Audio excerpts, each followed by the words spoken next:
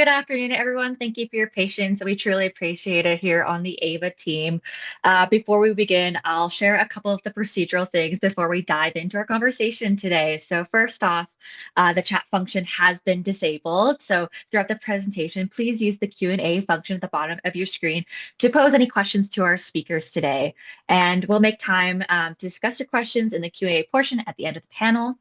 And at the end of this webinar, a survey will be released so you can tell us what you liked, what you didn't like, and what we can talk more about in the future. And as they said, the panel is being recorded and will be posted to the YouTube channel shortly. So you can revisit, share this and all of our previous webinars and panels. And that link will be in the chat momentarily as well. So hi again, welcome to the Alliance Against Violence Webinar Wednesdays. I'm your host, Alexandria Lizochuk, a master's student at the University of Calgary in Community Health Sciences, specializing in population and public health. I'm also the AVA online coordinator and the host of the Her Health podcast. And today I'm joining you from traditional and ancestral territories of the peoples of Treaty 7, which include the Blackfoot Confederacy, comprised of the Siksika, the Piikani, and Kainai First Nations, the Tsuut'ina First Nations, and the Stoney Nakoda, including the Chiniki, Bearspaw, and Goodstoney First Nations. And the city of Calgary, or Mohkinstsis, is also home to Métis nations within Alberta, including Nose Hill Métis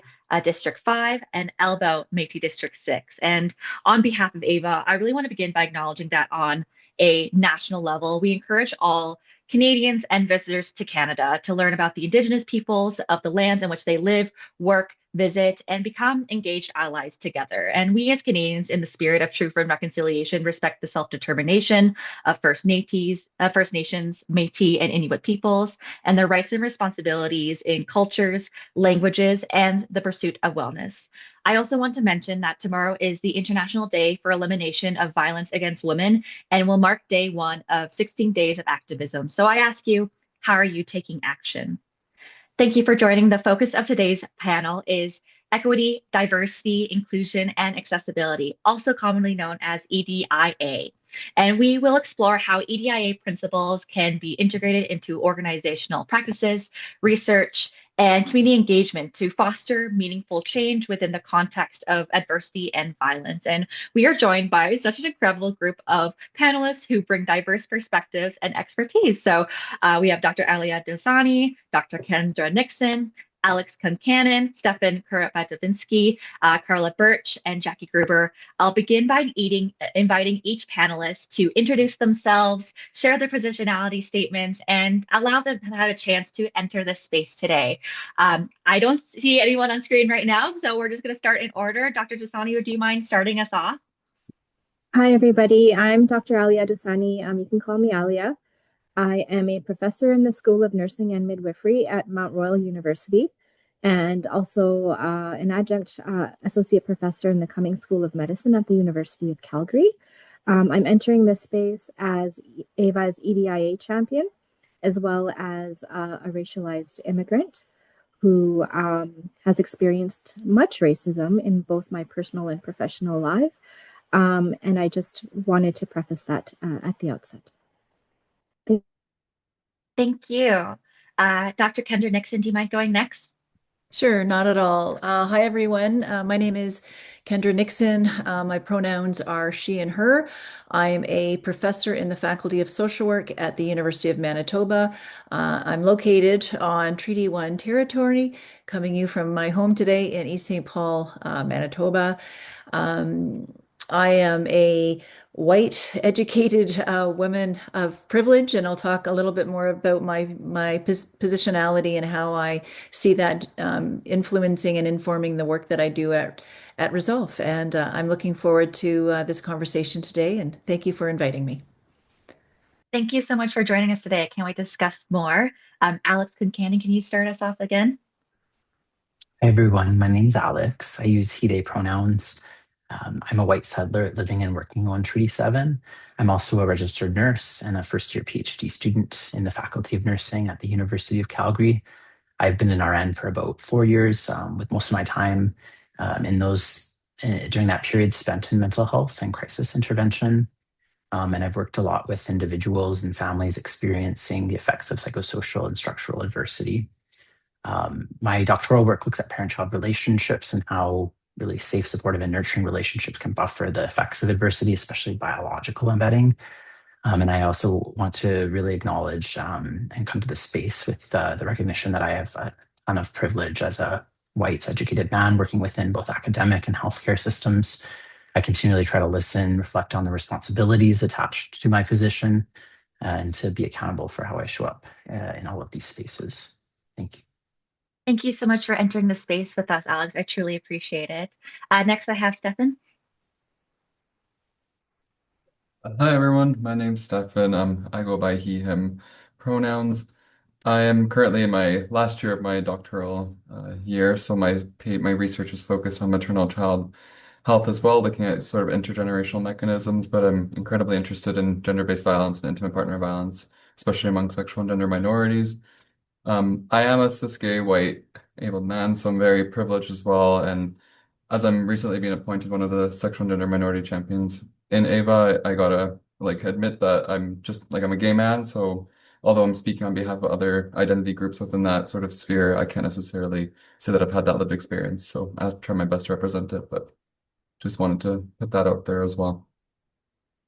Thank you for being so honest today, Stefan, and thank you for entering the space with us. I have Carla Birch next on my list. Thanks, Alex. My name is Carla Birch. I am German settler on my dad's side and Korean Métis on my mom's side. I'm coming to you today from Treaty 6 territory. I'm actually sitting in Saskatoon, Saskatchewan.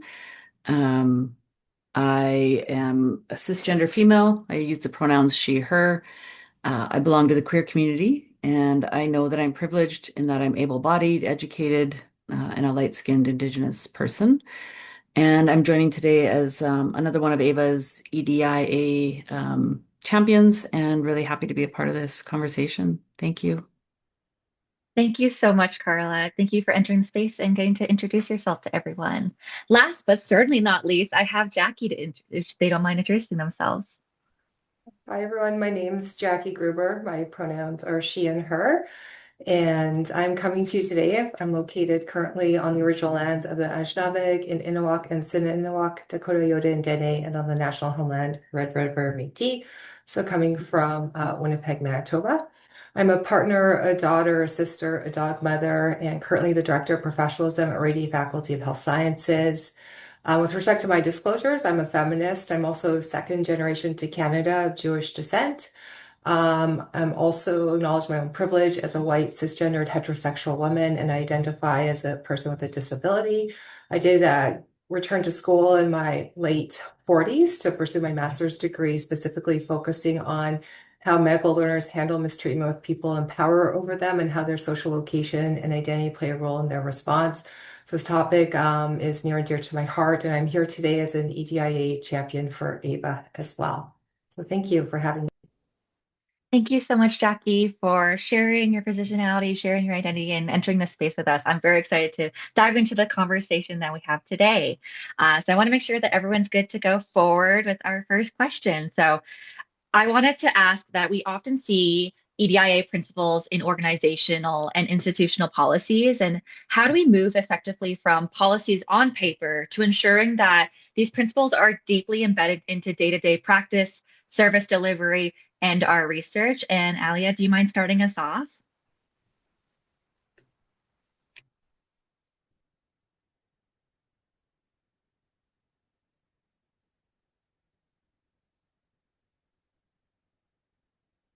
Um, I'm sorry, just you're muted.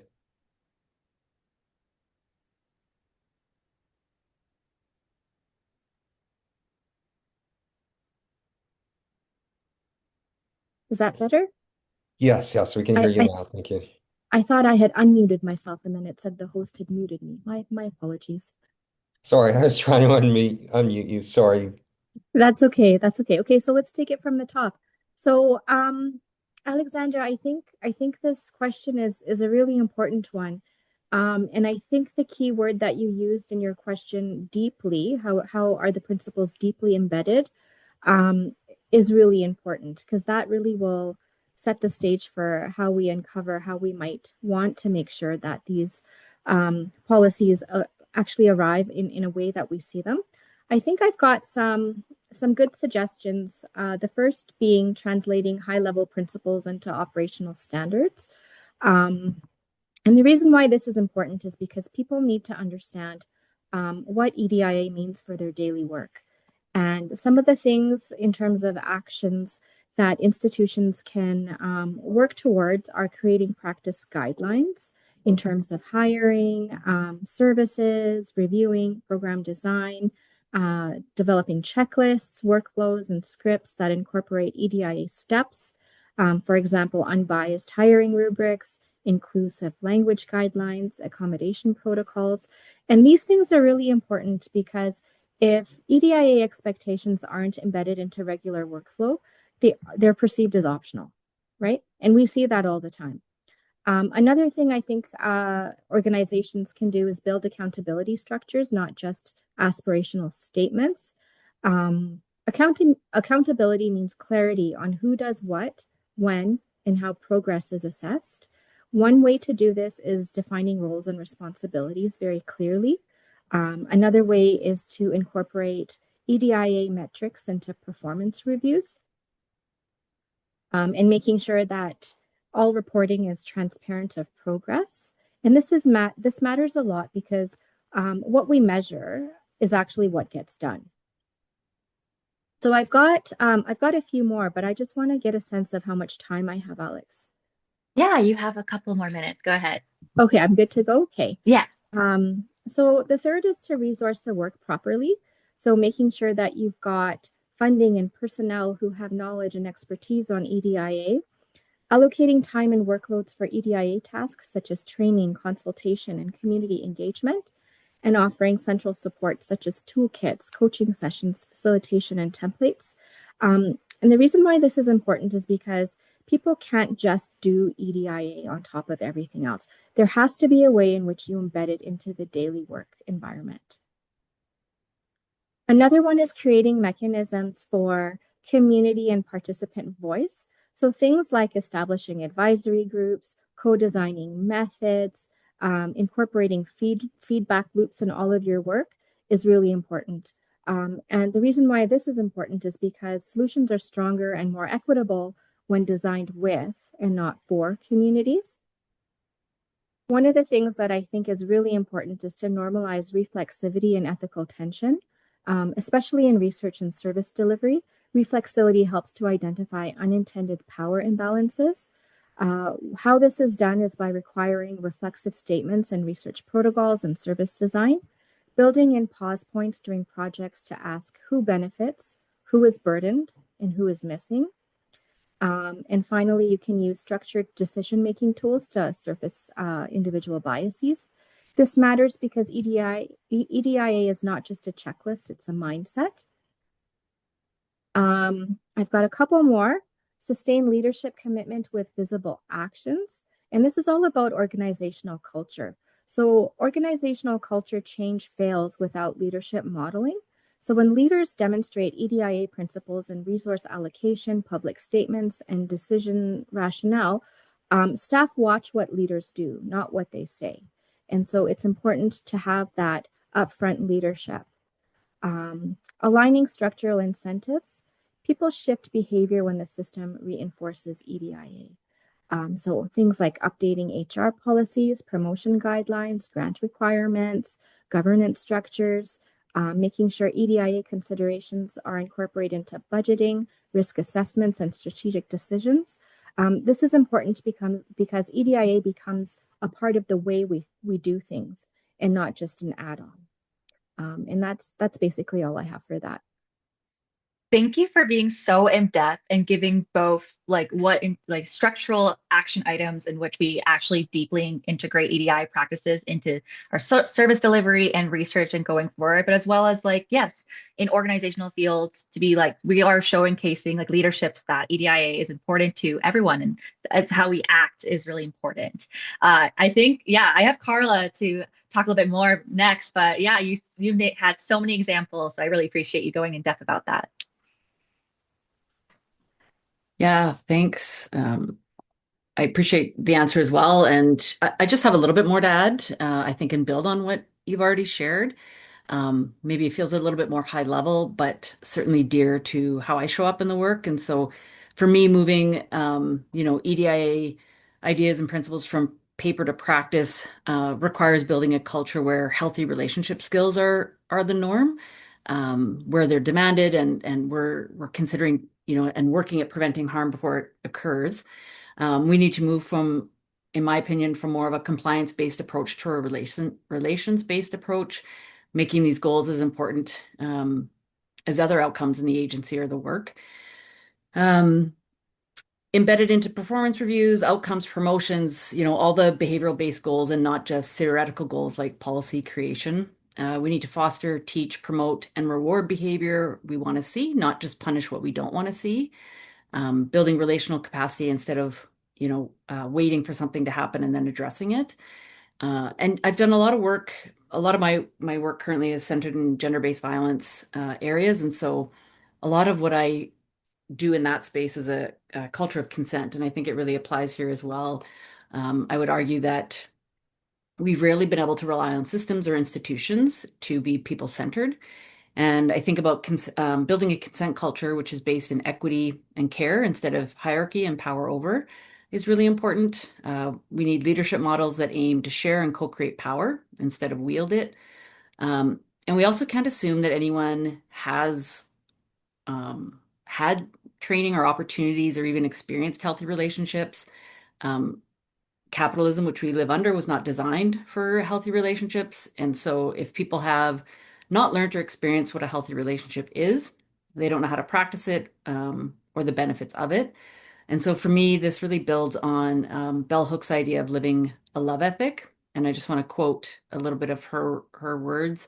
A love ethic presupposes that everyone has the right to be free and to live fully and well. Commitment to a love ethic transforms our lives by offering us a different set of values to live by. In large and small ways, we make choices based on belief that honesty, openness, and personal integrity need to be expressed in public and private decisions. So for me, the underlying values of a culture and its ethics or adherence to them shapes and informs the way we speak, act, live. And this will take all of us to be brave and courageous and to move away from believing that public life is not meant to be personal. It is personal, especially if you're the one experiencing harm. And I'll just, leave it at that. Thanks, Alex. Thank you so much, Carl. Yeah, I'm glad to hear power really discussed early on in our conversation. We'll definitely talk a little bit more and a lovely quote as well. Thank you so much. Did anyone have anything else they'd like to share about this particular question at this time? More of like a popcorn conversation?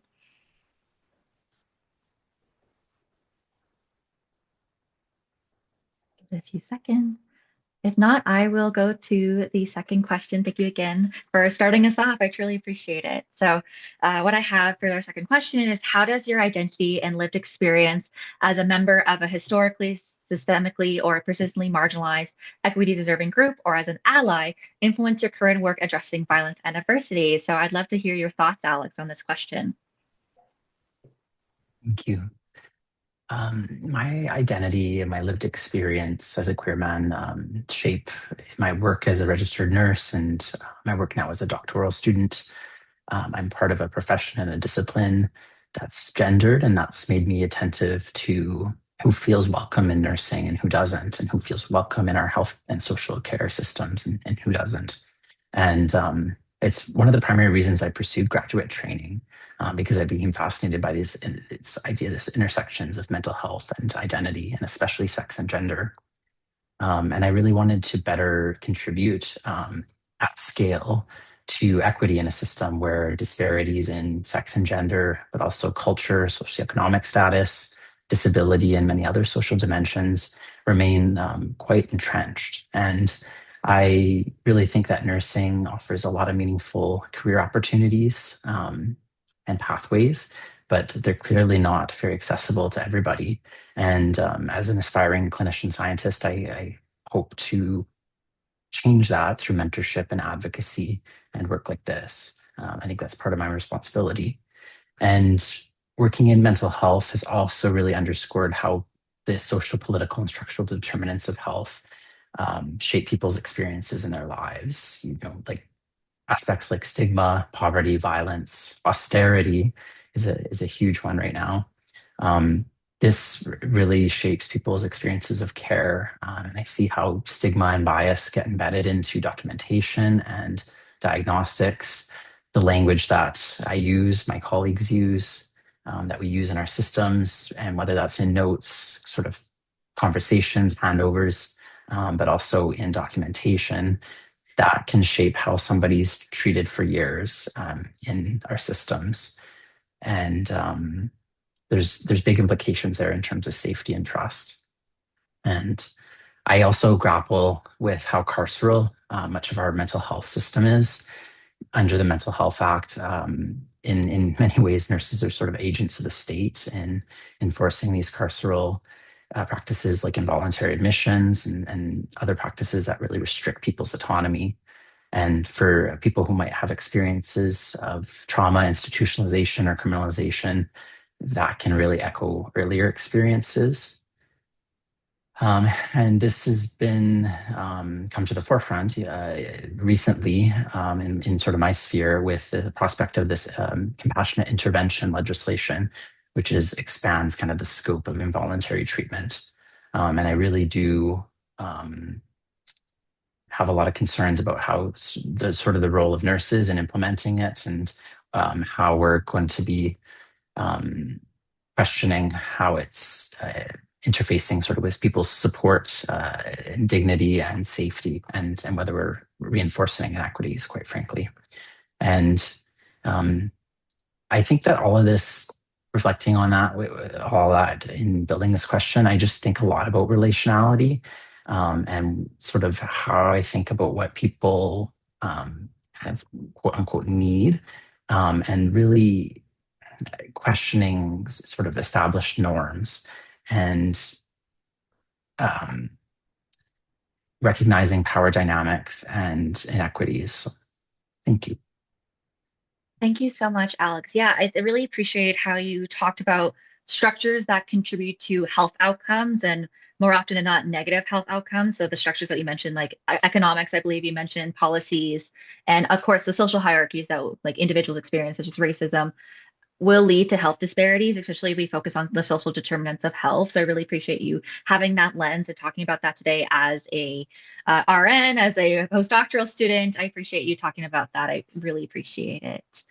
And then I also would love to hear more about this question from Kendra's perspective, if you don't mind joining. No, not at all. Thanks, Alex. And all right. Well, as I said at the beginning, I locate myself as a white settler, an educated and woman of immense privilege. And I think, I need to recognize that particular social position grants me access and safety and authority in academic and policy spaces. Access that many women and survivors experiencing gender-based violence do not have, especially those who face additional barriers because of racism, colonization, poverty, or other inequities, which I'm sure we'll talk about more in our conversation today. And I think my privilege also shapes how others perceive me, how easily I'm welcomed into spaces, including institutions, and the protection that I think I receive when engaging in difficult conversations around gender-based violence. I think because of my privilege, I'm again, a professor in the Faculty of Social Work, and an academic and a researcher. And I think people automatically give me respect and access that others don't get. And because of this privilege, as I said, I think it's safer for me to speak about difficult issues like gender-based violence. And so with that, I do see that I have a responsibility to step forward and do this work. But with privilege comes with limitations. I understand that the identities that I've outlined can create significant blind spots. And so I need to be constantly reflecting on my own assumptions and try to unlearn them as best I can. If I don't try to notice and unlearn them, And, these assumptions are built in all around me within, my workplace, but within other societal institutions. And so if I'm not consciously aware of those and reflecting on them, that I'm just, going to repeat them without realizing it. So with that, I have to be open to feedback from others, and that can be hard to hear and can make me feel vulnerable. But I think to do this meaningful, community engaged, survivor centered work that Resolve does, it's imperative that you learn to sit with the discomfort and you be okay with that. It can be uncomfortable, but it's necessary. I also want to talk about my experience of being a woman. Being a woman shapes, my work in the area of gender-based violence because I'm part of a group that is most often targeted, and research suggests that it is women who experience the most severe and regular acts of gender-based violence and sustain, the greatest injuries and long-term impacts. So with that, gives me, a personal understanding of the fear and the caution and the safety strategies that many women live with every day. So I think this awareness also allows me, a deeper sense of empathy, but also a sense of responsibility. And at the same time, I'm mindful that experiences of gender-based violence, experiences of being a woman are not universal, and that women's experiences will vary greatly depending on their social locations, their race, their identity, culture, and other social locations. I also want to discuss my identity as a mother because it influences my work a great deal, and it's not something that we talk about. In fact, we often ignore the identity of mothering, of motherhood. So for me, being a mother really deepens my emotional connection to this work, deepens my connection to issues, I think, of safety, of care, and harm. It definitely strengthens my commitment to do this work. The majority of women who we serve, of those, who are survivors of gender-based violence, are likely to be mothers, especially those who have younger children. That is one of the major risk factors for experiencing violence is to be a young mother. And so we don't acknowledge that. We don't acknowledge women and their mothering identity. Instead, we tend to see them as individuals who happen to have children. We rarely consider our policies and programs around mothering identity. But we have to consider motherhood as a key social location for many women. Motherhood is socially constructed, and as you know, socially constructed in in very binary ways, good mothers and bad mothers. And with that binary comes, great expectations and burdens, right? Expectations that you will be all self-sacrificing and that you will take on all of caregiving responsibilities. And so, there's this unattainable construction of the good mother, right?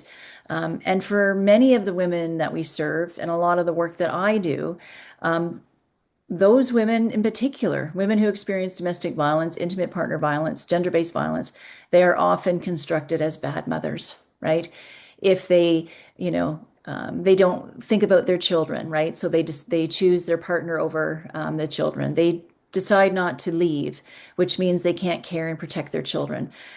So women who remain in domestic violence relationships are often seen as pathological or faulty, which is absolutely not the case. Women on a day-to-day basis actively try to protect and care and nurture for their children. Their decisions, the calculus that they make about whether to stay, return, or leave is really informed by the thoughts of their children's well-being. But again, as I said, the women that we work with who are mothers tend to be judged harshly as failed mothers, and they internalize this message, and it can be very damaging on their self-efficacy and their experiences with violence. And in fact, mothering often serves as one of the greatest buffers against intimate partner violence, and often a source of safety and a source of strength for many women. But we don't seem to acknowledge that. And of course, women's identity as mothers, their experience with motherhood greatly impacts how they interact with social services. They may be very reluctant to access supports because for fear of having their child removed or being seen as a bad mother.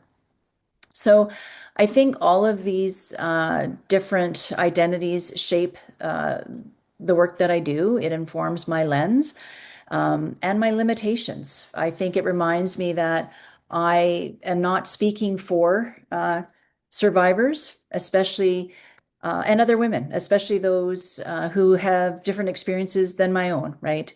Namely, Indigenous women, racialized women, newcomer women, to us LGBTQ individuals, and of course, those living in poverty. So I see my role as not speaking for women, for survivors, but I have a responsibility to amplify and not replace their voices. And I'll say a little bit more about Resolve as we go through this conversation today. But I think really the key for us at Resolve is, doing our research in ways that involves meaningful and authentic and genuine partnerships, humility, and of course, shared decision making. So, and I just perhaps just to wrap up, I want to say that my positionality is it's an ongoing practice. It's practice, meaning that it's never going to be perfect, and it's something that one must work on and practice all of the time. So it's not just a statement that I declare once. Again, it requires continuous reflection. And as I said before, a willingness to be uncomfortable, to sit in difficult spaces, and to be corrected and to change, right? To incorporate that feedback, take in that feedback, and make meaningful, genuine change. And again, I think, the work that we do, I think for me, it's remembering that those most impacted by gender-based violence really must lead the conversations and shape the solutions. And I do my very best to, help facilitate those, but it's not my place to be leading those given the privileged position that I have. So thank you. Yeah, thank you so much, Kendra. I really appreciate, firstly, the social position identity and talking more about motherhood and the research you do at Resolve. I hear it from Resolve because Ava and her connection so much, but I don't think a lot of other people think about the social identity of people that like motherhood places on themselves. So I really appreciate you diving into that.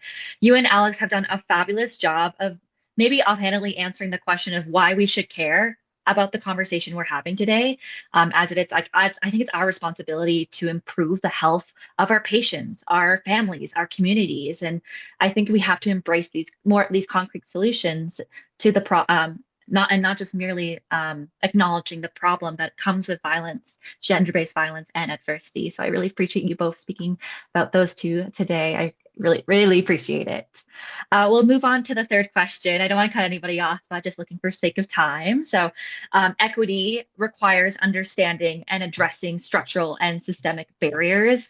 And when working with community, how does applying an intersectional lens help us better identify and address the specific cumulative trauma and health disparities experienced by individuals who may face multiple forms of oppressions, based on race, gender, disability, sexuality, and etc. And Stefan, would you mind talking about this a little bit more?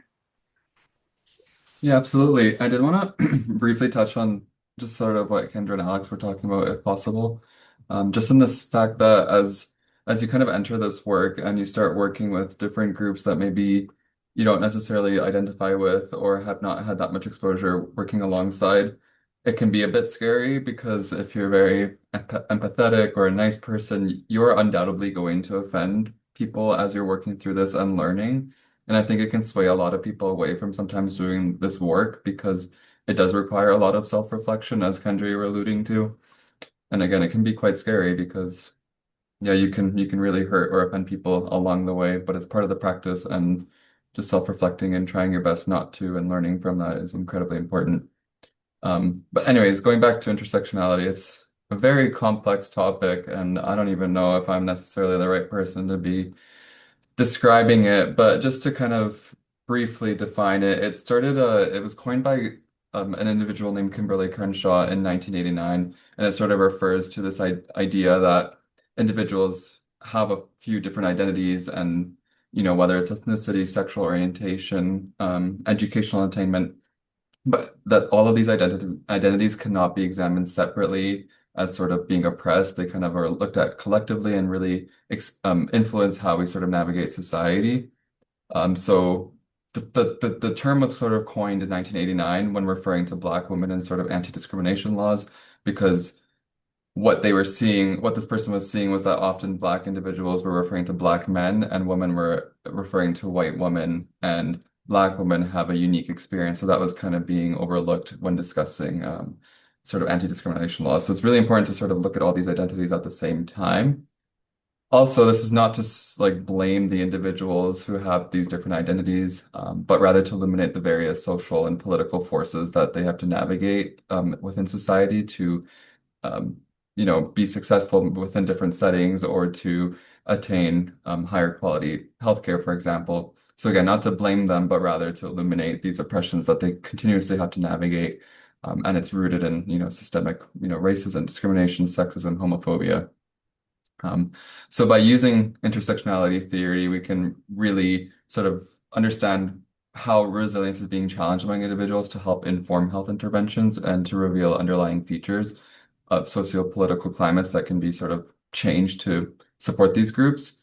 Um, while you were kind of, I think, in the question targeting, I'm just looking at the question on my other side of the screen. I think when working within the community, I think it also has to makes you have to self-reflect on your own position, as again, it was already kind of alluded to. But again, like for example, myself as being a cis gay abled man working in a sort of gender-based violence field, which is, which is sort of supporting women and gender diverse people, but I'm not necessarily a gender diverse person, nor am I a woman. So it's kind of reflecting on that and where I'm privileged and how I'm entering this space and communicating with individuals. I need to build the trust with these groups if I'm going to be leading some of the research and work that I'm doing within these spheres. And yeah, and making sure that service provision is rooted in sort of all these identities. So we can't provide care to someone just based on, let's say, their sex. We also have to consider if they have a disability or not, whether they're also experiencing racism within society. I think back to a lot of times violent shelters, they're often not built to support trans individuals because either you have, well, first of all, there's very few violent shelters for men specifically, but take into consideration someone who maybe has changed or transitioned their sex from birth. Oftentimes when they enter these spheres, they're sort of oppressed and not necessarily like they don't fit into the box. But then if you add on top of that, perhaps they're also a racial minority group. There's racism. There's racism not just from service providers, but maybe also the other clients within these spheres. So really understanding how we can create these services to consider not just one identity group, but all of them. I don't know. This can keep going on forever, but I don't want to take up too much time.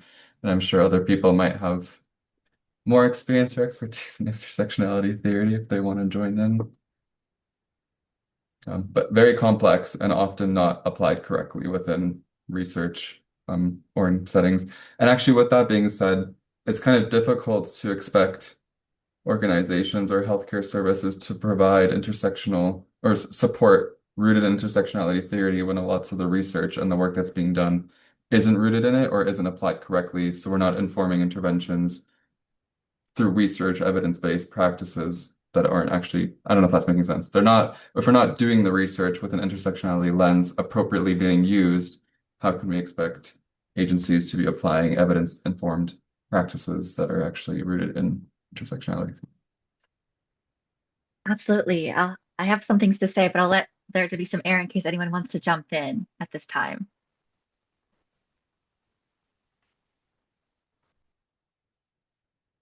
Okay. Thank you so much, Stefan, for really diving into this very complex conversation and talk about your positionality as well while answering the question. I think a lot of it comes down, or to my head, is relationship building and building trust. I know that some people think that tolerance is equivalent to inclusion, and it's not. Like tolerance is the ability to be willing to tolerate something, particularly the existence of similar opinions or behavior. And this is problematic because if we put up with something or someone and only allow them to tick off a box or to tokenize, we potentially can do more harm than good. In my opinion, of like we do poor research that can have very negative consequences for people that are equity deserving or just don't tell the true story. And as you said, in the violence space, might not be transferable to their clients or the community. So thank you so much for really diving into that. I truly appreciate it. Working with equity deserving groups requires fully collaborative partnerships, as I mentioned, while also avoiding tokenism. And I was curious if these individuals can describe a time when you intentionally adapted a service or a research practice to eliminate a systemic barrier, ensuring that the process was truly co-created with the community of interest. So, Kendra, would you mind starting us off? Sure.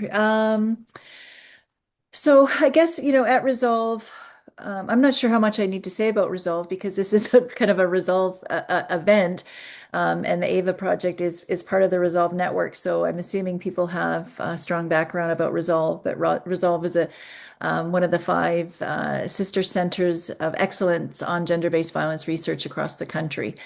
And so all of the research, all of the work that we do at Resolve is really rooted in collaborative partnerships. We're a community engaged gender-based violence research network, research center. And we can't do this work without our strong community partners, particularly our Indigenous partners. You can't talk about gender-based violence in Manitoba or the prairies without acknowledging the overrepresentation of Indigenous women, families, and communities. So it's imperative that we work closely in partnership with our Indigenous organizations and community partners. And you talk about tokenism and systemic barriers, but partnership alone won't automatically eliminate systemic barriers. Especially, as I said, working with Indigenous communities who have long histories of being studied, of being researched on and not with. It's that, that extractive research. So thinking about that, a time or a moment where I think we fundamentally changed our approach is when we engaged in a self-study on how we engage in Indigenous-based research and engaged with Indigenous organizations doing this work. We recognize that our internal structures, Western-based, based within university, academic institutions, we're not fully supporting Indigenous engaged, Indigenous-led, culturally safe research, even though we worked closely with Indigenous organizations. It had to be fundamental to the work that we do, and it had to be built into our foundation. So instead of trying to kind of fix, this internally, resolve internally by myself and others who, work with Resolve, we intentionally created kind of an arm's length process by hiring an Indigenous consultant who is trusted by the community. And during that process, she interviewed numerous Indigenous academic partners, as well as Indigenous community partners, community organizations, people who might not have felt comfortable being completely honest or completely candid, speaking to me directly. So so she was able to build trust or have that trust because she was well known in the community already. And so I think that particular process, having an external consultant who identified as Indigenous, removed a major systemic barrier. Again, there was that power imbalance that often silences honest feedback when institutions ask communities to critique themselves, right?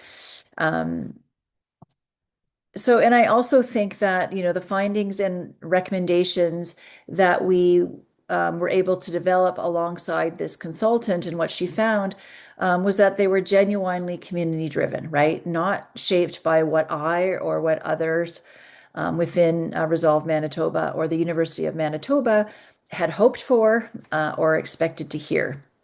So, I mean, I'm not going to go into details about the report. It's certainly on our website if people are interested. But it resulted in like an Indigenous-based framework involving, 3 threads of the sweetgrass braid representing relationship, reciprocity, and respect. And so all of the work that we do, we bring in those 3 fundamental principles, along with other ways to work with Indigenous communities in good ways.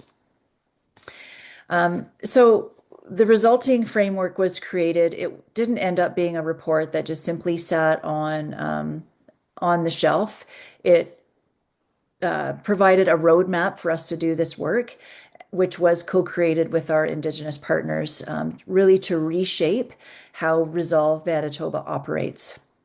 And so, for instance, one of the major recommendations was to embed elders into all of our projects, which we've started to do. We are in the process of changing our decision-making structure. And again, that will include elders on that, as well as our Indigenous partners. We also begin every research project when appropriate in ceremony. And we and again, all of kind of the work that we do is guided by Indigenous knowledge and research and cultural protocols, not just academic perspectives or Western methodologies. So I think, to me, I think that represents an incident where we were able to co-create new ways of doing this work, right? And I think, the changes that we were able to implement, because we implemented them with our partners in a meaningful way, I think that served as kind of a safeguard against, those, tokenism or the systemic barriers that you talked about in the question. But I think part of the co-creation that we do, again, it's not a one-time event. It's something that has to be done continuously. It has to be relationship based. It has to be, like I said, ongoing. It requires humility, which I think I talked about previously. It requires a lot of time. It takes a lot of time to build these relationships, and often, that's something that university-based processes don't quite understand, but it's imperative that we resist those processes and inform those processes so we can make meaningful relationships, not just for one research project, but an ongoing relationship. And of course, it often involves reciprocity, right? For so too long, we've engaged in extractive research without giving back to Indigenous communities. Especially, research findings and recommendations that are culturally safe, culturally appropriate, and useful to those communities. So thank you. Thank you, Kendra. I think everyone would really appreciate it that you went in detail about a specific project and what led into this Indigenous framework for Resolve. I really do appreciate you diving into that. I have Alia to join next in this conversation. Hi. Yes. Okay. So one project that our team has worked well on in terms of incorporating EDIA has been a project on promoting the mental health of rural women in Rajasthan in India. And Alex will know this because he was part of that team right from the start, where we literally would go back and forth with the team over Zoom calls and frame the research questions together and take it back to the clinic where they would serve the women and get all this feedback. And we went back and forth and back and forth. And it means doing things at times that are sometimes inconvenient for us. Like we would wake up at 5 a.m. to get on Zoom calls because that was when our people in India were available to talk. And so if that meant we couldn't sleep in, we couldn't sleep in. We had to get up and we had to hear everybody's voices. Um, that project went really well in terms of making sure that we were sharing power very deliberately. It was a photo voice project. And so the question in our minds were, how are we going to get around this taking pictures in a rural town or villages rather, where people are not really used to being documented in that way, or they're not used to documenting anything in terms of collecting data. And so we had to be really, really vigilant in terms of how we were presenting the information, how we were going to use the data, and what purpose it was going to be used for. So essentially, what we were trying to do was get a better understanding of the lived experience of women who are experiencing perinatal depression. Because the screening tools that were being used, even though they were picking up some of the women who were experiencing depressive symptomology, it wasn't picking up everything. We weren't necessarily cueing into the cultural nuances about what does this look like in this setting when somebody like this living in these types of social structures are experiencing depression. We were working with families that were living multi-generational households. We were working with women who lived in very um, restrained situations. So, for example, women wouldn't necessarily be allowed to leave the home without being accompanied by a male family member. And so these are all the things that we needed to navigate. And one of the things that worked well for us is making sure that we were building partnerships in authentic ways and making sure that ultimately it was the community who had decision-making authority about how this research was going to be conducted. We did put in place community-based recruitment protocols. We ensured we had verbal consent with co-designed scripts in their native languages.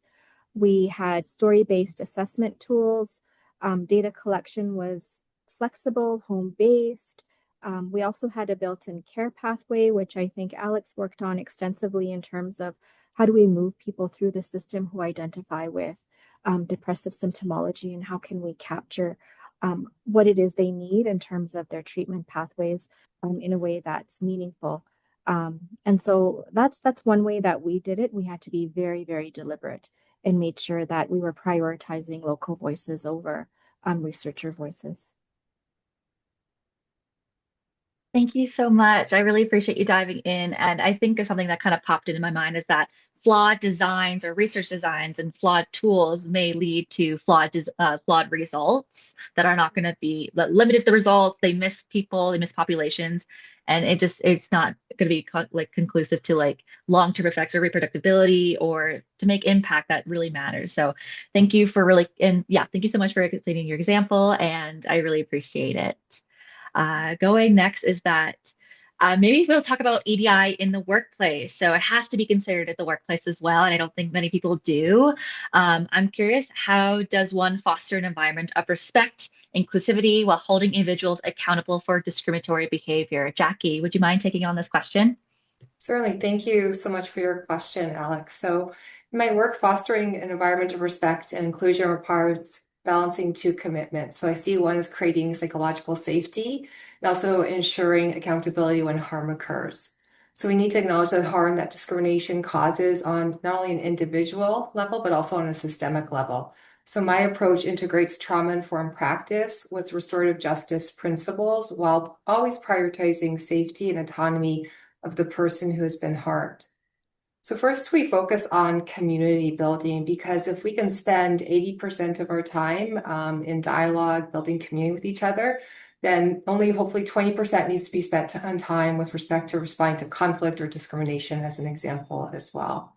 This also includes co-creation of expectations of how we engage with each other and modeling inclusive communication. I also work to ensure that individuals, especially those from equity-deserving groups, feel heard and supported, and that diverse identities and perspectives are valued. Second, when discriminatory or harmful behaviors occurs, accountability must be centered on the person who has experienced the harm. That means naming discrimination, setting shared expectations for respectful behavior, and ensuring people understand the power dynamics that shape how harm occurs and how it is reported. So through a restorative justice lens, accountability is about acknowledging harm, understanding the impact, and supporting behavior change. And we have to just note that restorative justice is never imposed. It's only pursued by the individual who's been impacted by harm if they would like to do so, and when there's no risk of coercion, and when the person who caused harm also demonstrates readiness to take responsibility. So accountability and inclusion aren't opposites when we think about it. We can hold people responsible for their actions. It's part of creating a safe and equitable environment as well. So when there are cases when restorative justice is not appropriate, could be due to risk or lack of accountability. There are other pathways, including such as formal complaint mechanisms that a lot of organizations will have, as an example. But many of these processes are rooted in Western, colonial, heteronormative, and patriarchal, and they're anchored in those processes as well. And so that's why if we're able to pursue RJ model to address harm, I always think that's best if it's appropriate. Finally, just turning to systems level change, because whenever there's an incident that occurs, we want to take a step back and see what could have been done to prevent this from happening as well. So we look at patterns of behavior that often point to broader issues. And so we track themes in my office right now. We work to update policies based on that. We offer training and advocate for supports that prevent harm rather than only reacting to it. So right now we're currently investing in restorative justice community building circles. We hold them on a monthly basis as an example.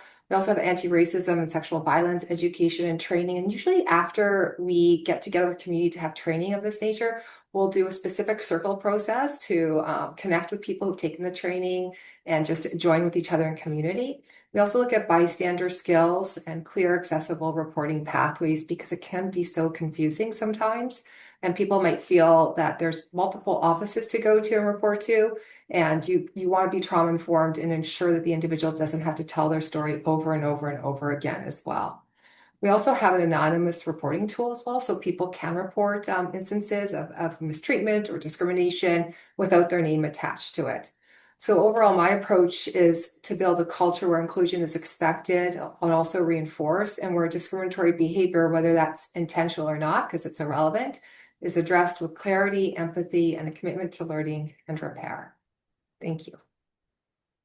Thank you so much. I'm writing so much down right now. So thank you so much for diving into multiple different factors that are really important, especially when we talk about the workplace. Yes, I believe in the trauma-informed care approach as well, and agency-informed approach as well. And it's really great to hear that you're still holding accountability and inclusion and all the other methods that occur, like the training, making reporting pathways so much easier, allows there to be a welcoming a space for fairness and dignity, and which allow for human flourishing in a sense. People can do everything they need to do in a very safe environment. So I truly appreciate you diving into that. Thank you so much. I also have Carla who might join into this conversation as well. Yeah, thanks, Alex, and thanks, Jackie. I really appreciate and value your answer, and I don't have too much to add because much of what I wanted to say is very similar, but I will note that like we didn't pre-plan this, and so I think the redundancy is actually telling and important. And so I'll just share a little bit about some of my thoughts and beliefs around restorative approaches in the workplace as well, especially when thinking about EDI issues and how we bump into each other in these ways. And it builds on my last response, which is always to think about being relational based, to encourage that accountability again for harmful behavior through a restoring of the relationship, a restoring of community needs.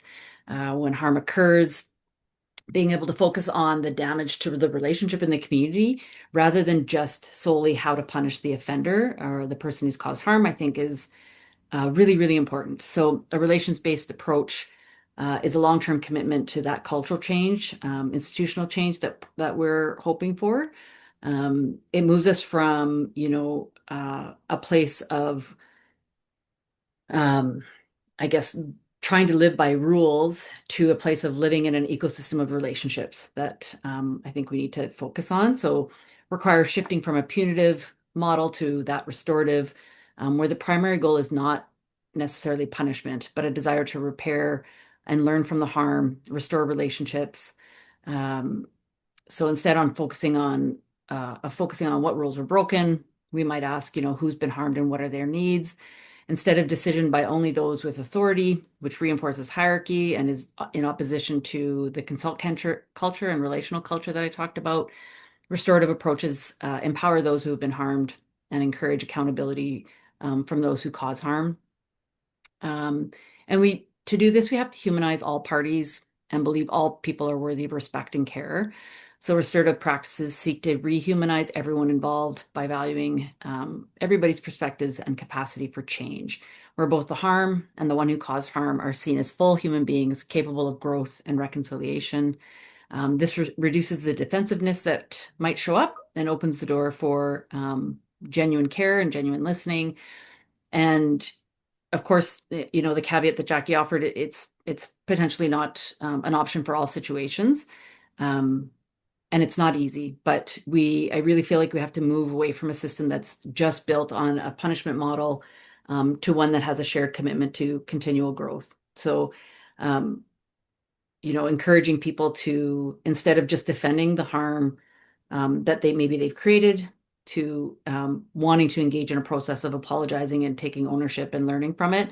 And right now, most of the systems within any of our institutions are not fostering this idea, which creates this desire for people to back away from admitting that they've caused harm and trying to seek out what the reparation and cause of that harm could have been, because I don't think, any of these moments of harm are created in that exact moment in time. There's this cumulative, centuries old ideas and, systems of oppression that have created moments where we believe it's okay to hurt one another. So, yeah, I'll leave it at that. Thanks, Jackie, for your answer as well. Yeah, thank you so much, Carla. I really appreciate how both the answers you are in line, but also you add on. And I really enjoyed that you mentioned a commitment to continual growth. I think that's so profound. And I think a lot of people would appreciate that because, of course, we all mess up in some capacity. And do we allow ourselves to take accountability and apologize and learn from that experience? That is so important when it comes to the human experience. So thank you for really diving into the perspective and talking more about the relational based approach in this type of work. I truly appreciate. Moving on, another question I have is, can you describe a time when you received critical feedback on a policy, a procedure, or practice related to EDIA that required you to change your approach or challenge a deeply held assumption? And what did you learn from that experience? And I have this one for Jackie. Before I dive in, I just want to know it was remiss of me in the last question, not to mention that also restorative justice processes are rooted in Indigenous communities, and they've been doing community building for time immemorial. So I just want to note that too. I should have done that in my answer to the question. So thank you. And thank you for this question as well, Alex. So I was thinking about this. I was thinking of one example that really shifted my thinking was when I stepped into a role at an organization that already had an EDIA commitment for leadership, along with a draft of an EDIA policy. So it seemed like, hey, this was really set up, good to go. You've already got commitments from leadership, you have a draft policy. So, not too much work to do. So I set out to consult with our community. And as a result of that, our leadership commitment was revised based on the feedback from our community. And we were able to pass the policy. It was also redrafted. And so I thought this was a great win because we changed something based on community feedback. It's something that I thought was potentially a done deal. We consulted, and we got new information, made changes, and went forward from that. So I thought that was great. And I thought we had done everything right. But shortly thereafter, I learned of a tool called Racial Equity Impact Assessment. And we decided to run our EDIA policy through it. And so for context, Racial Equity Impact Assessment is a structured tool that helps you look at how policy might create, maintain, or reduce racial inequities. And it guides you to ask questions such as who might benefit or who might be burdened from this policy, how historical or structural racism has shown up here, whose voices are centered and who might be missing with respect to the development of processes. And also thinking about how any of the language could unintentionally reinforce bias, stereotypes, or power imbalances. So once we applied the racial equity impact assessment, it surfaced things that we hadn't fully recognized. Additionally, my eyes were opened that with respect to my own positionality, when I came into this role, I was chair of the EDIA committee, and it was me alone. And I think I had blinders on because I didn't see a problem with it. And going through this process, I realized that it wasn't appropriate for me to be just the chair of this. It wasn't inclusive or appropriate for me to be the chair of that EDIA committee. And so we ended up actually going with a tri-chair model, bringing other individuals with other lived experience to tri-chair with me. So not co-chair, but a tri-chair as well. And I didn't even think of that prior to going through everything at all. So what I learned through this process specifically was that racial equity impact assessments isn't really just an assessment. It's really think about a mindset shift. And there's many other tools out there as well that you can utilize when you're going through similar journeys as well, even just making decisions too. But it also forces you to slow down. It forces you to think about and ask harder questions and to look honestly at where bias can still be embedded, even in well-intentioned policy work, which I thought we had done in the beginning as well. So it also reminded me that as a white cisgendered woman in leadership, I have to continually check my assumptions and stay open to being challenged too. So that experience fundamentally changed how I approach policy, thinking about, and a lot of our other panelists have stated this earlier about being more relational, more collaborative, and also I think in particular operating from a space and place of humility. And I'll talk a little bit more about that later, but that's my response. Thank you.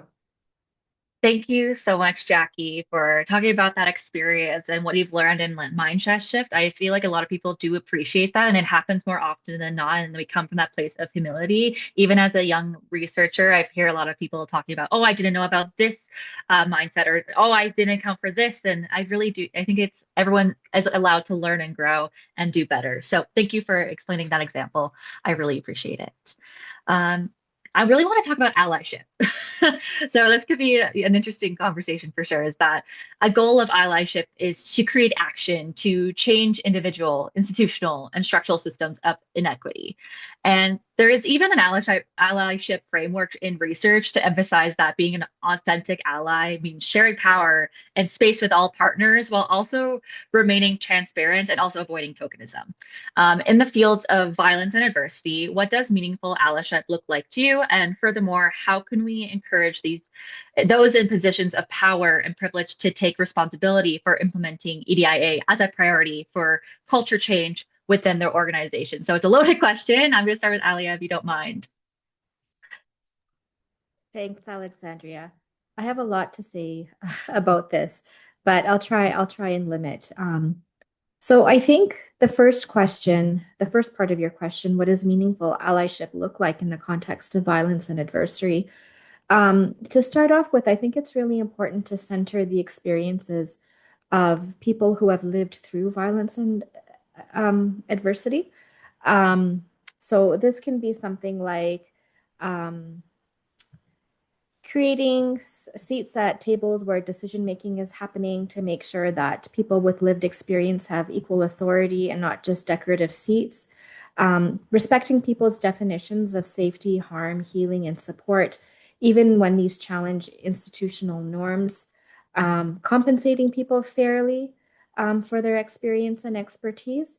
I think one important thing we need to remember is allyship means sharing, and not only borrowing the microphone.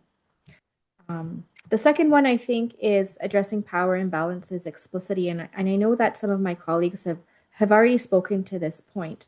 But I think explicitly what we need to do is call out power dynamics rather than pretending to be neutral.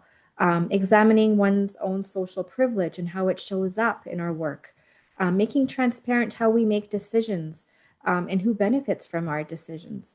I think when we're being silent on the issue of power,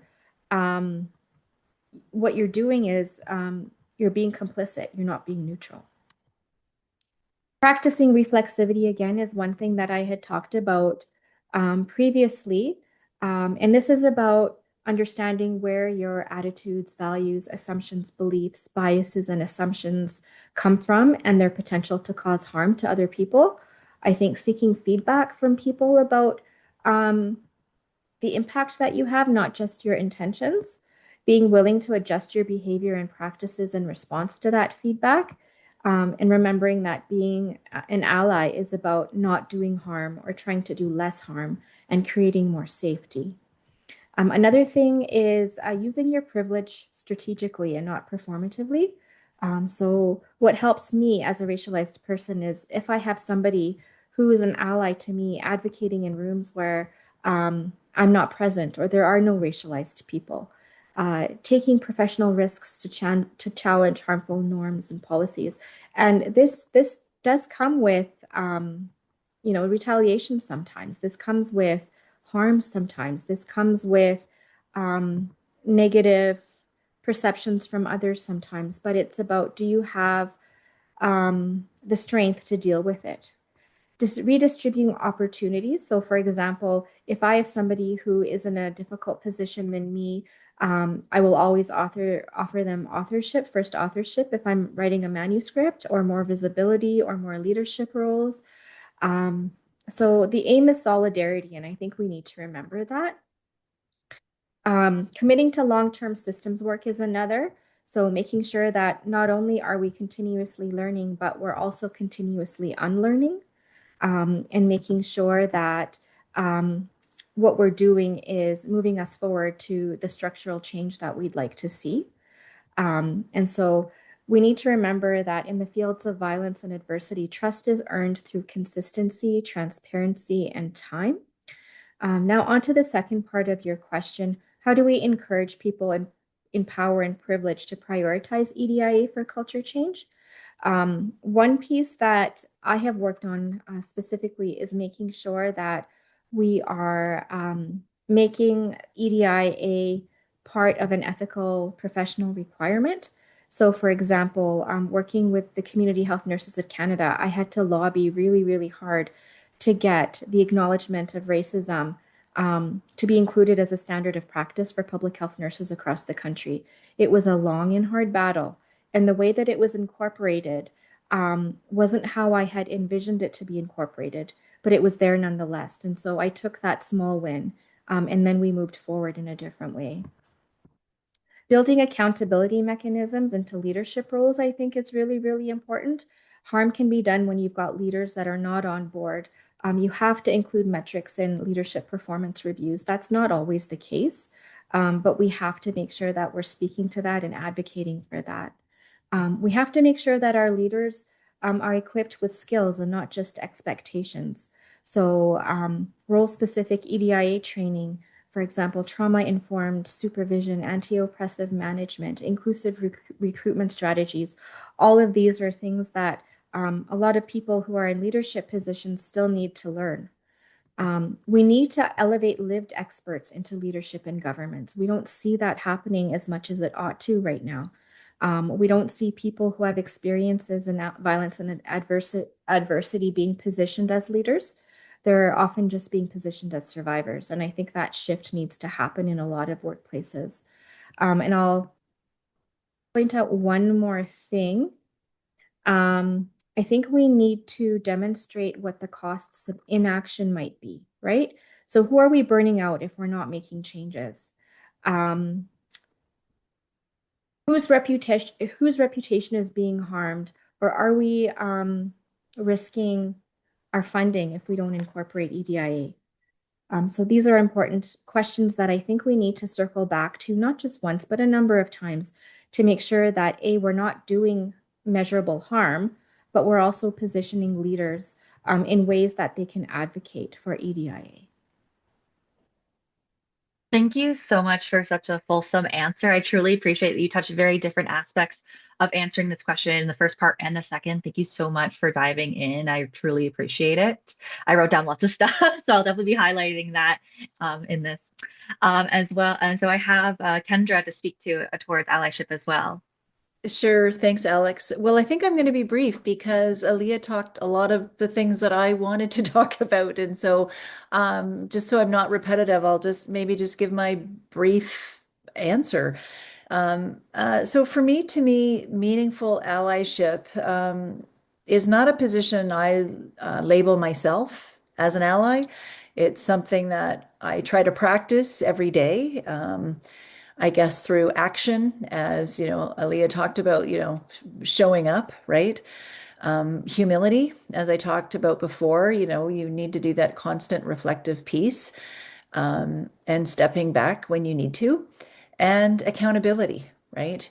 Being accountable for the decisions that you make, or the decisions that you don't make. And I think it's also being accountable for decisions that have been made in the past. So for me, being as a settler and again a researcher, an academic in an institution, I have to acknowledge the harms that we've done through research, right? Extractive research that I talked about in the past. So I hope my community partners and survivors that who I work with, I hope they see me as an ally. But again, it's not for me to say that I'm an ally. For me, again, it's about showing up consistently, um, especially when issues are uncomfortable, when they're complex, or when there's just very little attention made, right? You have to continually show up. Again, the work that we do, it's not, research project to research project. It's a relationship. And you have to show up. And even that might not even involve a research project, right? But show up to organizations when they have their AGMs or when they have community events, right? You have to be meaningful partners and you have to demonstrate it in kind of in everyday ways and everyday practices.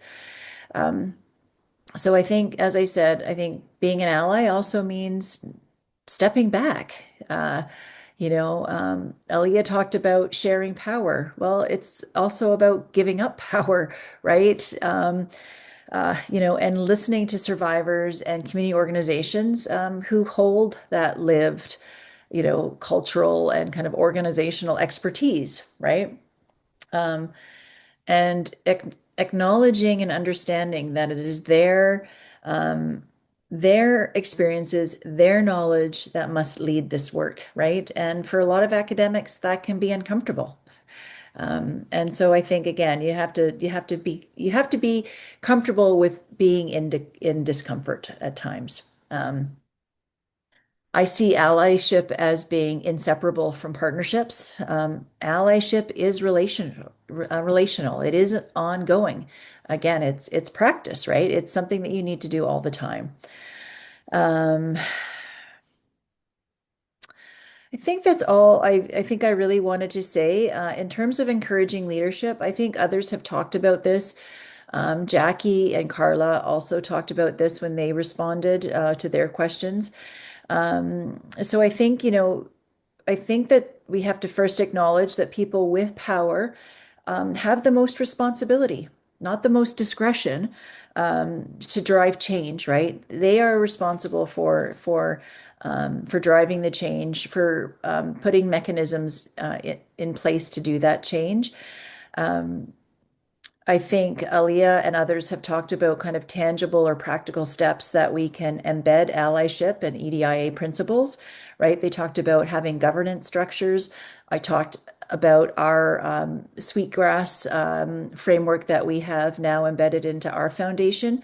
So I think we need to embed in the core foundation of organizations. It can't be based on the characteristics or the personalities of people, because people come and go, and that was the biggest issue for me. Although I'm the Resolve director now, I don't see myself being that forever, and so when I leave, it needs to stay, that principle of engaging in Indigenous-led and Indigenous engaged, culturally safe practices must be embedded in our foundation. It can't be based on, again, the personality or characteristics or the personal traits of individuals. So it needs to be in structures, government structures that people talked about. Jackie talked about accountability mechanisms, right? We have to build in mechanisms to make space for our community partners. And it's more than just making space, it's also compensating them for the work that they do, which we don't often do, right? And that goes with survivors as well, as if we want their voices to be heard in our practices, in our work, then we need to compensate them and we need to support them so they can do that work. And if you do that within a research project, you're going against a lot of university like strongly held research ethical principles, and so you have to resist those, and you have to make the case for doing things differently. And I think, as Aaliyah talked about, that EDIA allyship is, it should not be seen as an add-on, right? Should be at the core of the work that we do. It is a core ethical practice. So that's all I really have to say. Thanks. Thank you so much, Kendra. I truly appreciate it. I think the thing I really highlighted was like showing up consistently, being an active ally, educating yourself, voting anti-racist, anti-bias policies, but then also, in a pyramid of accountability is to be a co-conspirator at the end, top of the pyramid is like you're going to pass the mic or even just like step off a project for other people to lead the work that is needed, right, in this opportunity. So thank you for really diving into that. And yeah, I really appreciate it, what you had to say today. Moving on, I wanted to give a little bit of terminology in this panel today. So there's a term called unconscious bias, and it's also referred to as implicit bias, and it describes the automatic assumptions, beliefs, and stereotypes we hold about different groups, often without realizing it. And everyone has them, and they can shape our decisions, interactions, and perceptions in powerful ways. So the question I had for the panel today was, what personal or organizational strategies have you found effective in recognizing, challenging, and reducing the impact of these biases, especially when working with groups affected by violence and adversity? And I would like to just ask this question to Alex first today. Alex. My colleagues and co-panelists have spoken about a number of ways to really embody reflexivity and advance relationality in our work and supporting survivors and their families in particular. And thinking about this question, sort of on the personal level, I come with a bit of a clinical lens. And so a strategy that's been helpful for me is really slowing down and questioning my interpretations from this explicit not knowing and curiosity stance. And in my practice in mental health, I've been really drawn to the ideas of theory of mind and mentalizing, and now in my research as well, because this really holds space for what I view as fundamental sort of precondition that other people have rich and profound inner worlds that I can only partially access. And even then, accessing that depends on me being really humble and engaging them in very respectful and in mutual reciprocity, reciprocal ways, right? And as part of my graduate studies, I've learned more about these concepts of epistemic justice and injustice and standpoint epistemology, which have been developed by feminist philosophers like Miranda Fricker and Sandra Harding. And learning about this theory has really intrigued me and really reinforced that families, survivors, the people that we work with, the communities that we work with, carry knowledge that's really shaped by lived experience, and that draws attention to aspects of systems and structures that my lenses, for example, likely do not see. And another consideration here is this idea of epistemological violence, which occurs when individuals or survivors or families' interpretations of their own experiences are simply dismissed or pathologized because they might not fit into sort of dominant narratives or discourses, and whether that's in relation to sort of the health and social care system or sort of broader societal structures. And so I think mentalizing is a bit of a pragmatic sort of approach to this, because it gives a way to interrupt sort of automatic assumptions and provide space for me to ask what's happening for the person, the family in front of me, helping me to be more attentive to their lived experiences and to power relations.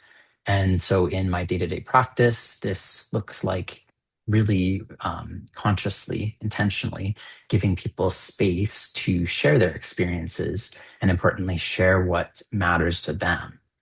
And just a few examples of how I try to respond to that is through reflecting people's internal experiences back to them, to explain what I'm doing in terms of my work, to acknowledge the very real sociostructural barriers that are facing a lot of individuals and families, and then sort of return to their expertise when we're talking about decisions and sort of pathways.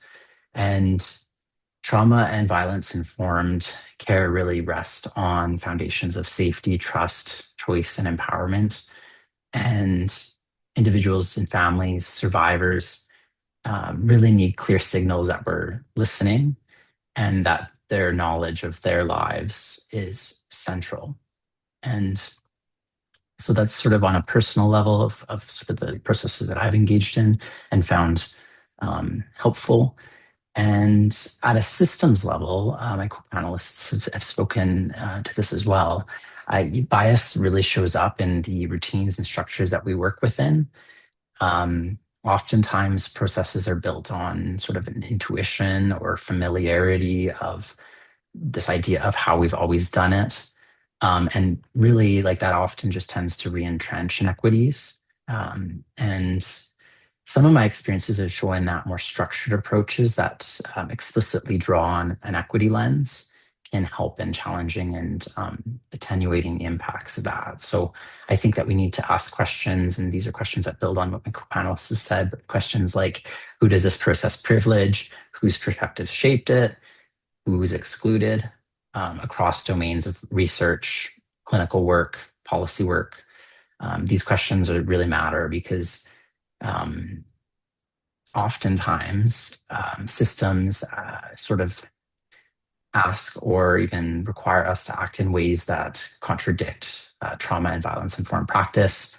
I'm thinking sort of in the context of mental health, where sort of overriding autonomy, applying coercive measures, and that generates a lot of moral distress among individuals. And these are really moments where we know what ethical, relational, trauma and violence informed care would look like, but we don't have the tools or the conditions within sort of the structures and systems that we work within and live within to provide that. And so a few tools that I've found helpful to debrief this, to think about this, to reflect on this, to try to contribute to the work that addresses this are peer dialogue.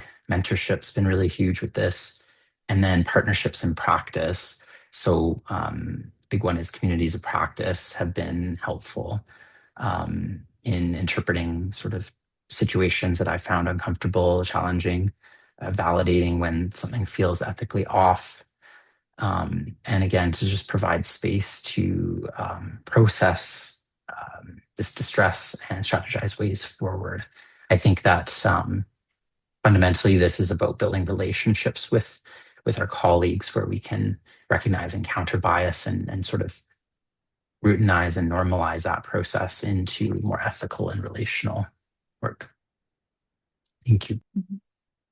Thank you so much, Alex. I have so much to say, but I'm just going to say I really appreciate the physical process of mentalizing and reflexivity in your day-to-day practice. I think a lot of people really do appreciate that, like that onset like example and the questions you ask yourself in certain situations and the specific tools that have seemed helpful for you when combating unconscious or implicit bias. Thank you so much for diving into that.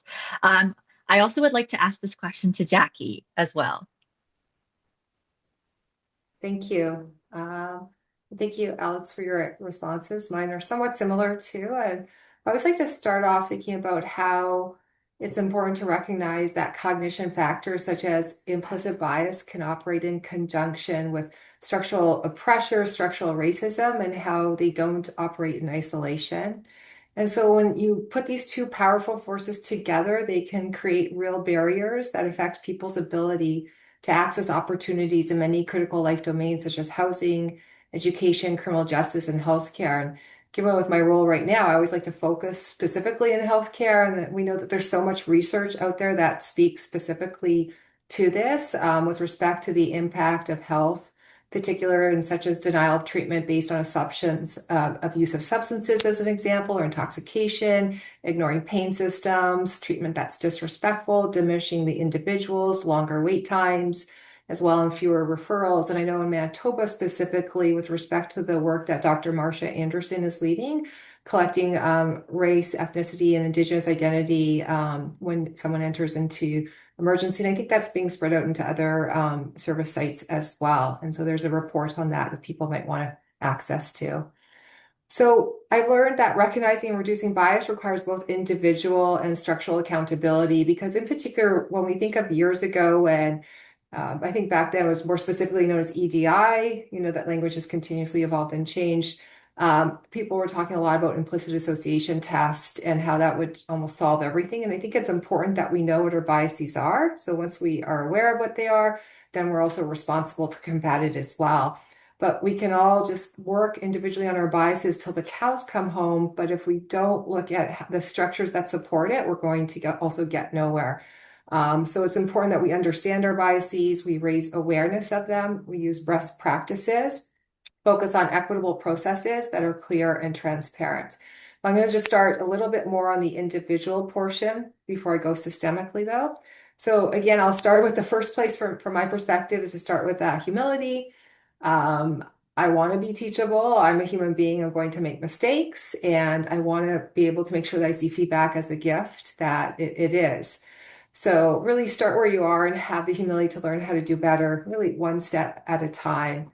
And knowing as well, a lot of times it's black and white thinking.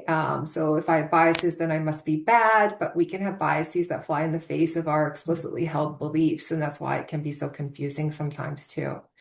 So we talk about how biases are activated by four key conditions. So we think of stress, time constraints, multitasking, and a need for closure. And my joke is always, no one experiences that, right? And so you can see how you're bound to make just to defer to your biases because you just need to move forward and move on. So personally, myself, I reflect on I rely on three strategies, and some of this is similar to what Alex said. So intentional self-reflection. So even if I'm walking down the street and as a human being, I'm meaning making. I like to assign meaning to understand my world around me. So if I see someone walking down the street, I've told myself a whole story about them in my head, and I have no idea if that's correct or not. So I always like to say, like, my thing I came up for myself was based on what? Like, where is this coming from? And how do you know this? And whose voice are you centering? And what assumptions am I making? So a lot of that continuous self-reflection. And Alex already talked about this too. Like slowing down also really helps too, because when we're really moving quickly, we can defer to our brain shortcuts that we've made as well. And so seeing how we can slow down, and it's not always possible, but being the expert in yourself, you can come up with tips and tricks. And sometimes for me, it's just knowing when those key conditions are, knowing that I'm prone to potentially make a decision I may not agree with, and then taking a mental step back or taking a deep breath or something of that nature. Additionally, another strategy is seeking counter stories. So actively asking for perspectives from those that are impacted, especially when their experiences challenge dominant narratives as well. So this can also help interrupt unconscious patterns before we can even go into harmful decisions. Now, when I think of organizationally, I think of four strategies in particular. And there's trauma-informed approaches that we've all talked already about. So thinking of how we can embed choice, transparency, and control into processes that prevent systems from unintentionally reproducing harm. There's University of Toronto has this, I think it's in one of their recruitment handbooks, they talk about institutional reproduction and how we might continuously make those decisions in recruitment without even realizing it, as an example as well. And so we want to make sure that we're not continuously reproducing harm, especially for people who've experienced GBV or systemic violence as well. Additionally, shared decision pathways. We think of co-creation and using co-design with equity serving groups to build or revise procedures. And that can help surface blind spots that policymakers alone may miss. And I think back to my racial equity impact assessment as an example in particular too. And that also leads to structures that can check biases. So having a multi-person review of complex cases as an example, clear criteria for decision making and reflective supervision, and documenting rationale for decisions so patterns can be examined. And then finally, thinking to restorative practices again, when those are appropriate, having those circles and facilitate conversation can also help surface unseen harms and root causes and systemic inequities. So that not only supports accountability, but also helps the group recognize collective patterns of bias as well. So ultimately, reducing bias is a practice that needs structures, it needs relationships and accountability. And when we're working with people affected by violence or adversity, the stakes are especially high. So we're more trauma-informed, collaborative, and reflective the process is, the safer and more equitable the outcomes tend to be as well.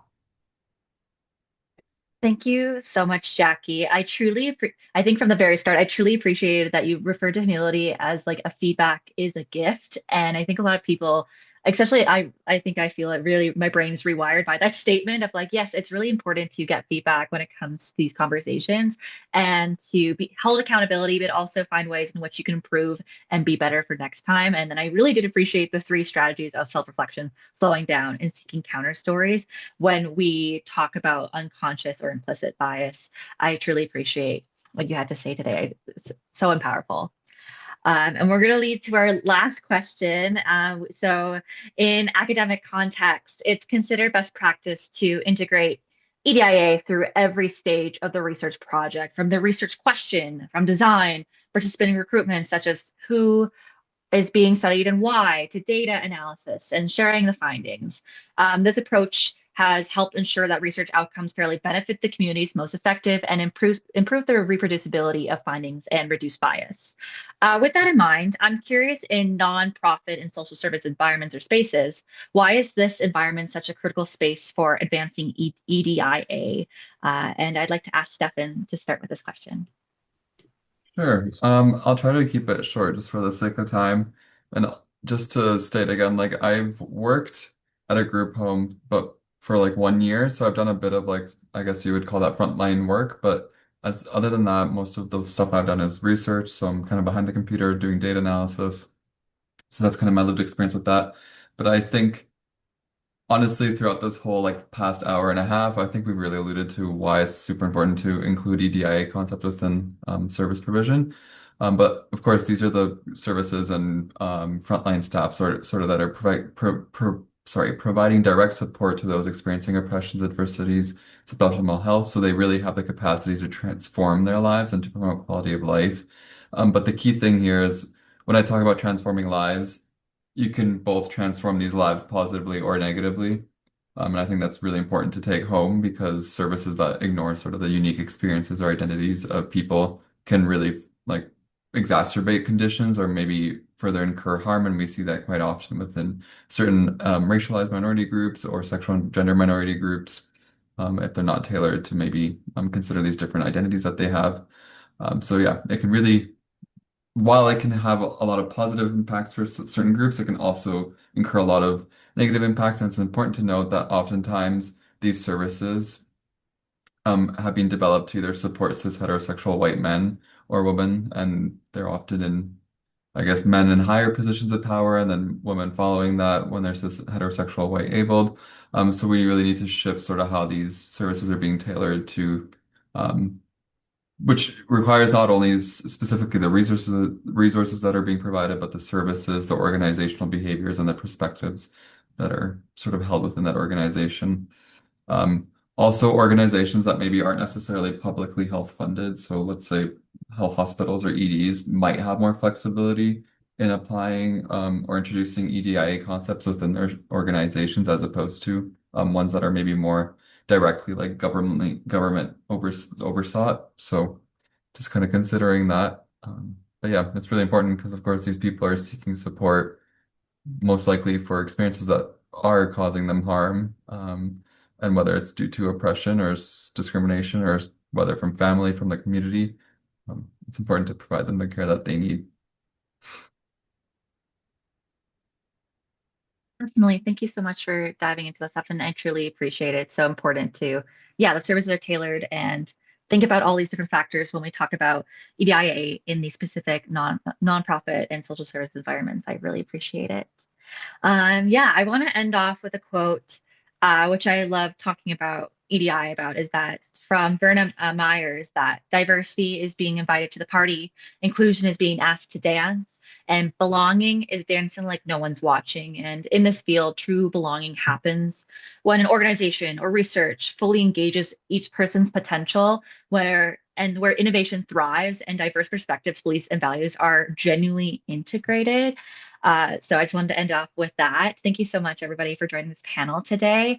Before we jump into Q&A, I wanted to take a moment to see if any of the panels would like to add anything that we might have missed in this conversation or any last minute thoughts or feelings.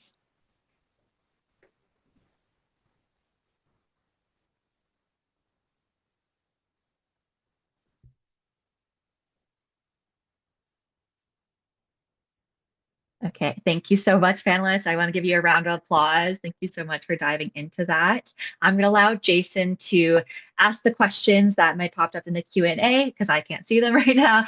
And then we'll ask any questions from the Q&A in our audience.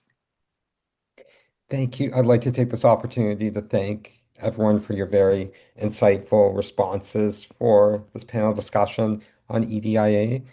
And thank you so much for your excellent facilitation of this panel discussion, Alexandria. So I've seen the questions. Thank you so much for everyone who has posted the questions in the Q&A function. The first one is, does the panel have any recommendations for ways to develop and practice reflexivity?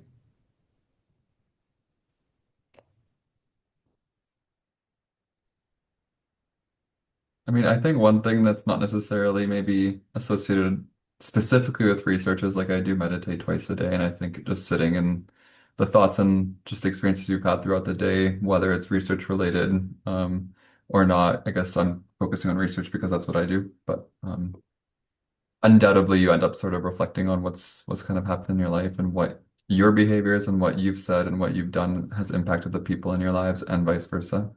So I think that's one way. Thank you. And please feel free, Alex. Thank you for that valuable insight, Steph. And if you'd like to jump in at any point, Alexandria, please feel free. The next question is, how do you avoid the awkwardness that comes from saying you identify as this and that? This person says, I feel really weird saying it. It can disrupt the flow of conversations and focus away from what I am there to talk about. So how do you avoid the awkwardness that comes from saying you identify as this and that? I see a hand raised by Carla. Yeah, I just want to quickly respond to this. I have been identifying different locations and spaces and places and experiences that I have for quite some time now, 15 plus years, and can admit that at first when you start to do it, it does feel awkward, and sometimes you feel um, like you're outing yourself in different ways. Um, and so my first thought is it takes practice, so just keep doing it. But the other point I want to make is that there's sometimes a time and place. So if I'm working with a client, it might not be something that I do. It seems to center me maybe instead of the client. And so it might not be appropriate in that situation, or it might become more appropriate later in that relationship. But where I think it's really important is when I'm building relationship with other collaborators and colleagues, or maybe I'm doing a workshop or presentation so that it's a feminist practice for me to really identify the places where I hold power, authority, or don't, and what those lived experiences are bringing to my perspective and my knowledge of whatever we're talking about and today. So that would be my offering. Thank you. Yeah, over to you, Kendra. Thanks, Carla. I think I understand it can be awkward, but I think the most important thing is just be genuine, be authentic, be yourself, right? Be honest about how you do it. There's no right or wrong way, even though you think that there might be. But just identify in ways that kind of make sense to you, and again, just be honest about it. And again, I think when I talked about having to be able to be uncomfortable, that's part of the discomfort, right? That awkwardness that you feel doing it. But as Carla said, the more you do it, the less awkward and uncomfortable, and it becomes natural. The last thing that we want to do is kind of what we're seeing with land acknowledgements now, that it's just something that we just do, and with our identities almost become kind of like just a bunch of, almost you know like degrees behind our name, right? That you just say automatically now without really fully and genuinely, naming your position, right? And that's what we don't want. We don't want that. So I think just, be honest, be yourself. And as Carla said, there's a time and place to do it. And it takes practice. And that is you know, the awkwardness and the discomfort that I was talking about. But yeah, I mean, it's hard to be perfect, and as I use the word practice a lot, right? We're not, we can't be perfect, so it's always just practice, and that's that humility that people talked about. So just again, just kind of be yourself, and come with a good heart and good intentions. And I think that's, to me, what's important. And not to say, we know the road to hell is paved with good intentions, so it has to be more than good intentions, but it comes with a good heart, and a good thanks. Thank you so much, Kendra, for your valuable insight regarding this question. And Uh, I have, Jason, could I just add yes, on to that quick too? yes, I yes. think it's like I think it's amazing that all of us have been able to also open up about our identities and where we kind of situate sociopolitically. Um, but also like just understanding it, sometimes maybe there isn't a safe space to do it, and it is also important to protect yourself. So if you don't necessarily feel safe in doing so, it doesn't mean that you don't always need to. Like there's times where I don't necessarily always want to express that I'm a gay man because I don't always feel comfortable sharing that. And I feel like there could be some retaliation. But things like even the he, him pronouns, like if it, or she, her pronouns, if it feels as though maybe it's not, I feel like it's almost a privilege sometimes having those pronouns because they're not necessarily oppressed within society. But even having that label out just starts like opens the floor to everyone to feel more comfortable in sharing their pronouns. And it's just a small little action that can really support. Um, I think the trickle effects are just really, while they might not seem apparent, they're quite apparent. Absolutely. Thank you for noting that, Stefan, and also for your insightful responses, Carla and Kendra, to this question. And I'll move on to the next. I first have a comment and then a question from Carrie in the Q&A. So first, Carrie said, I wanted to say that what Jackie and Carla just shared is super valuable considerations for her role. And I appreciate hearing their perspectives, and I'm taking a lot from what they've shared. I'm taking a lot away from what they've shared. Thank you so much, Carrie. And her question is, does Jackie provide training to community organizations on the RJ model in the workplace, as she spoke about? Thank you for your question. I can definitely connect with you and just provide you with more information about how we got where we got and other individuals that were also involved in the process as well, because it's been a very rewarding process to be in, and currently we're just also placing it into policy, specifically restorative justice practices as well. So it's an exciting time. So I'm happy to share all that information with you. Thank you so much. I appreciate this. And I know I worked with Carrie, Jackie, so I could connect both of you by email, and I have her contact information. So thank you so much, Carrie, for your questions. So I'll be sure to follow up and connect with both of you by email. And then the final question is to circle back. There was an anonymous attendee who asked a question related to reflexivity at the beginning, for which Stefan had answered. And just as a follow-up, she's asking, or this attendee is asking, I should say, how can you teach reflexivity? This seems to be a central component to acknowledging EDIA issues. So how can you cultivate reflexivity in students or staff?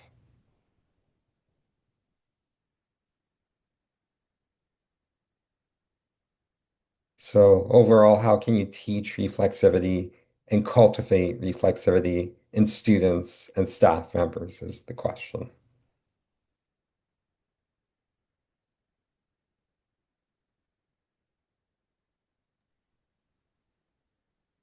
I could try to initiate the convo again. Sorry for misreading.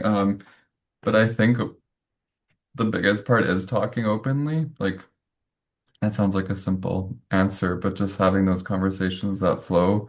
I think even like what we've done throughout these last 2 hours has been a lot of reflexivity, sort of trying to like think back. So as a teacher or as a manager, if you are able to sort of do that with your team, I think that could maybe initiate it, but that feels like a surface level. So I don't know if anyone wants to add to that, but just so go ahead, Carla. Thanks, Stefan. Yeah, I appreciate your answer. I think to build on it, what I do in my work environment is my best to create a culture of safety, which I know is a big word, and define that and live it to the values you have. But what it can do when you do it well is offer a space where people can come forward and share that they've made a mistake, right? And so I always talk to my team that mistakes are okay. Obviously, like gross negligence might need to be talked about differently, but if we did our best in the moment with what we had and we still make a mistake, um, that's okay. And the only way to learn from it is to be able to feel safe and free to come to a group of people and share, like, this is what happened. Here was the result. I think this could have been handled differently. What do other people see? Because we have one perspective, it's ours, and it's, there's over 8 billion people on the planet. So it's impossible to ever really fully engage with everyone you're going to meet in a way that's safe and culturally responsive. And so that practicing again that reflexivity in a safe way with people you can trust is, I guess, some of the advice I offer. Thanks. Over to you, Kendra. Thanks. So I guess, as maybe a social work professor, where we do reflexivity a lot in our classes, right? I mean, I'm not sure if this is what the person is asking, but it sounds like you're looking for tools, again, to teach students and staff. So, there's a number of things, right? We have students keep reflective journals, right? So they are actively writing about their reflexive experiences. And I think just the act of writing it down really kind of pulls things out of people, right? And gets them really deliberately thinking about things.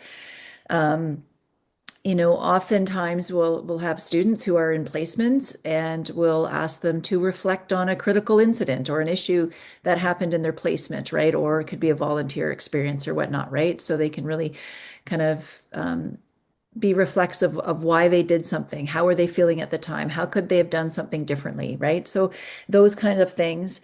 Um, there's also lots of exercise about, how you map out your own identity and mapping out your own positionality, right? It's that deliberate mapping out. And I'm sure there's lots of particular, specific exercises online that you could look into about that. And then even in social work, we do a lot of paired activities and group works to help people, look at their reflexivity and getting people's feedback. And so certainly asking for feedback is always good. The piece of that, though, I think just is kind of a bit of a disclaimer, a caveat, is you don't want people taking on your responsibility by putting onto them, them teaching you how to do something. I think there needs to be some ownership, right? But certainly being open to feedback. And again, and when I say open, I mean even being willing to hear not so positive feedback, right? But honest feedback, I think, is really important. So there's a number of ways as social work professors that we engage in reflexive practice or get our students to engage in reflexive practice. So I'm not sure if that's what you're looking for, but I hope that's somewhat helpful. And just to quickly add to, I just thought about it, I sent it in the messages too, but also vignette study or like vignette approaches where you sort of put out hypothetical situations that are very close to probable and realistic conditions and just see, starts fostering you to think about maybe how you would approach it or what you would think is going on in this scenario. And then as a group, you talk through it. Yeah. Thank you. Thank you so much for both of your valuable insights regarding this follow-up question pertaining to reflexivity. And I also appreciate the kind words I'm seeing in the chat right now. So those are all the questions that I've seen in the Q&A. So I will turn it back over to Alexandria. Yeah, I think that's us wrapping up. I really want to just take a moment to thank all the panelists for taking time of the day to just have this really important conversation. I know that I've learned so much and reflecting of what I've learned today and will probably use going forward into my own master research. So I'm just so thankful for y'all joining today. Thank you so much. And I want to thank the AVA webinar team. So Jason, Isra, Andrea, Sarah for facilitating all the back end stuff to making sure this all ended up today and we're all here today. Thank you so much. Yeah, that's everything I have to say for today. Thank you so much. Thank Thank you you. so Bye, much. everyone. Thank you. Thanks, everyone. Bye-bye. Bye. Thank you. Take care. Bye. Bye now.